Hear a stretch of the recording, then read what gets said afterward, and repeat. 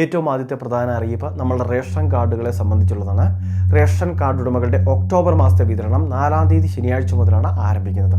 വരുന്ന ദിവസങ്ങളിലെല്ലാം തന്നെ അവധിയായതുകൊണ്ട് ഒക്ടോബർ മാസത്തെ റേഷൻ വിതരണം ഇപ്പോൾ ആരംഭിക്കുന്നതല്ല. ശനിയാഴ്ച മുതലായിരിക്കും വിതരണം ആരംഭിക്കുന്നത്. റേഷൻ സാധാരണഗതിയിൽ കഴിഞ്ഞ മാസം ലഭിച്ചതുപോലുള്ള ആനുകൂല്യങ്ങൾ മാത്രമാണുള്ളത്. APL വിഭാഗത്തിലെ നീല റേഷൻ കാർഡുകൾക്ക് ആളുന്നതിൻ്റെ 2 കിലോ വീതം ഭക്ഷ്യധാന്യം കിലോയ്ക്ക് 4 രൂപ നിരക്കിൽ, വെള്ള റേഷൻ കാർഡിനും ബ്രൗൺ നിറമുള്ള കാർഡുകൾക്കും ആകെ 2 കിലോ അരി മാത്രമേ ഉള്ളൂ. അത് 10 രൂപ 90 പൈസ എന്ന് പറയുന്ന സ്പെഷ്യൽ റേറ്റിലായിരിക്കും ലഭിക്കുക. BPL ഉം AVയും വിഭാഗത്തിന് സൗജന്യ നിരക്കിൽ ലഭിക്കേണ്ട ആനുകൂല്യങ്ങളെല്ലാം തന്നെയുണ്ട്. പതിവ് പോലെ തന്നെ അവർക്ക് ആനുകൂല്യങ്ങൾ ലഭിക്കുന്നതാണ്. ഇതുകൂടാതെ സപ്ലൈകോ വഴി 20 കിലോയോളം സ്പെഷ്യൽ അരി കഴിഞ്ഞ മാസങ്ങളിൽ വിതരണം ഉണ്ടായിരുന്നു. അത് വീണ്ടും തുടരുന്നതിന് വേണ്ടി സർക്കാർ തീരുമാനിച്ചിട്ടുണ്ട്. ഒരു അറിയിപ്പ് ഉണ്ടാകുന്നത് വരെ ഇനി അത് തുടരും. അതുകൊണ്ട് തന്നെ സപ്ലൈകോയിൽ സ്പെഷ്യൽ അരി വാങ്ങുന്നതിന് നമുക്ക് സാധിക്കും.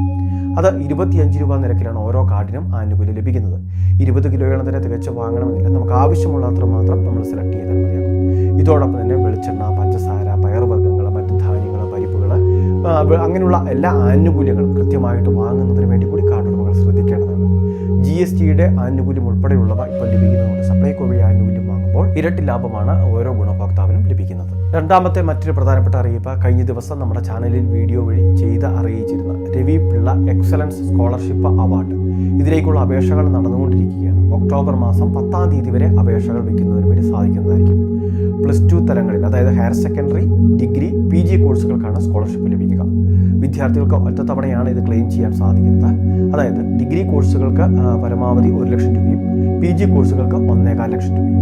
അതോടൊപ്പം തന്നെ നമ്മുടെ ഹയർ സെക്കൻഡറി തലങ്ങളിലൊക്കെയാണ് പഠിക്കുന്നത് എങ്കിൽ നമുക്ക് 50,000 രൂപയായിരിക്കും സ്കോളർഷിപ്പായിട്ട് ലഭിക്കുക. ഒരു വീട്ടിൽ 2 പേർക്ക് വരെ ക്ലെയിം ചെയ്യാൻ സാധിക്കുന്നതുമാണ്. വാർഷിക വരുമാനം 2.5 ലക്ഷം രൂപയിലൊക്കെ താഴെയുള്ള, എത്രത്തോളം വാർഷിക വരുമാനം താഴുന്നോ അത്രത്തോളം മുൻഗണന.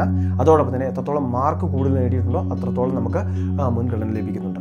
മാർക്കിൻ്റെയും വാർഷിക വരുമാനത്തിൻ്റെയും അതോടൊപ്പം തന്നെ ഭിന്നശേഷിയുള്ളവർക്ക് മുൻഗണനയൊക്കെ നൽകുന്നുണ്ട്.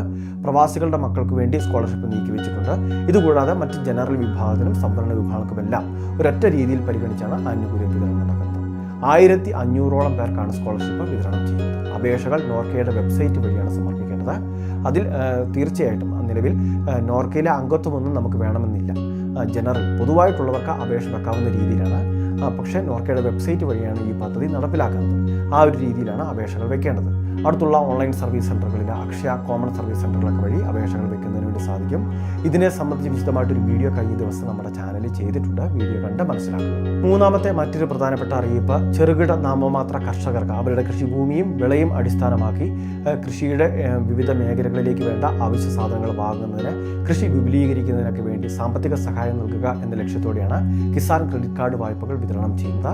പരമാവധി 5 ലക്ഷം രൂപ വരെ ഇപ്പോൾ നമുക്ക് ഈട് നൽകി കൂടി എടുക്കുന്നതിന് വേണ്ടി സാധിക്കും.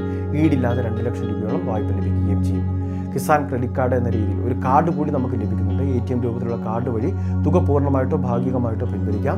അതുമാത്രമല്ല, തുക നമ്മളുടെ കൈവശം വരുന്ന സമയത്ത് തിരികെ ഈ ഒരു അക്കൗണ്ടിലേക്ക് തന്നെ നിക്ഷേപിക്കുകയും ചെയ്യും. ക്രെഡിറ്റ് കാർഡ് രീതി ആയതുകൊണ്ട് തന്നെ നമ്മൾ എടുക്കുന്ന തുകയ്ക്ക് മാത്രമുള്ള പലിശ നിരക്കൊക്കെ ഈടാക്കുകയും ചെയ്യുന്നുള്ളൂ.